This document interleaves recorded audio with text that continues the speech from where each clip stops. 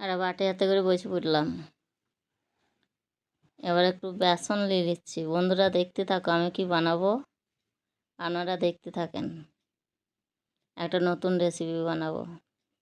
কালো জিরে নিয়ে নিলাম, কয়েকটা কুচনো লঙ্কা নিয়ে নিলাম, সামান্য পরিমাণ মতন লবণ নিয়ে নিলাম, এবার হাফ বাটি মতন কর্নফ্লাওয়ার নিয়ে নিলাম, এবার একটু খাবার সোডা নিয়ে নিলাম। তা চায়ের সঙ্গে প্রত্যেক দিন এই ঝাল ঝাল খেতে খুব ভালো লাগে। এই জিনিসটা আমি কি বানাবো আপনারা দেখতে থাকুন। পুরো কর্নফ্লাওয়ার দিয়ে বেসনটাকে ভালো করে মিক্সড করে নিলাম। এবার জল দিয়ে আমি ফাটাইতে থাকবো। তা চায়ের সঙ্গে একটু ঝাল ঝাল খেতে খুবই ভালো লাগে। তা কাদের কাদের চায়ের সঙ্গে কিছু না কিছু খেতে ভালো লাগে তারা একটু লাইট করে আমাকে জানাবেন। ঠিক আছে, আমি এই যে ফাটিয়ে নিচ্ছি। এই যে কত সুন্দর ব্যাটারটা হয়ে গিয়েছে। আচ্ছা, একটু হলুদ দিয়ে দিই, তাহলে কালারটা খুব সুন্দর আসবে। সাদা সাদা লাগে তো বেসন, শুধু বেসন দিলে। এই দেখো কত সুন্দর কালার এসে। চলো রান্নাঘরে যাই। এবার গ্যাসের উনুনে প্যানটা বসিয়ে দিয়েছি, গরম হচ্ছে।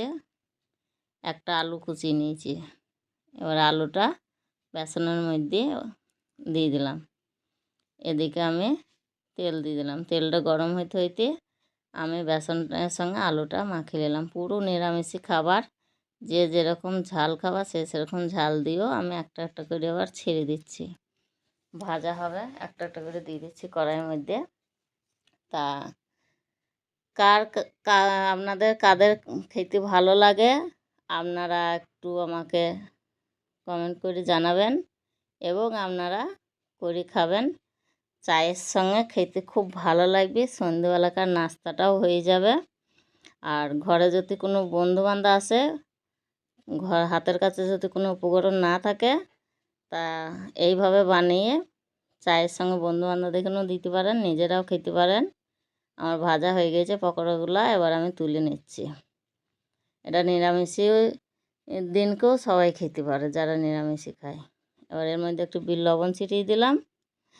তা ভালো লাগলে ভিডিওটা একটু লাইক, শেয়ার, কমেন্ট করেন।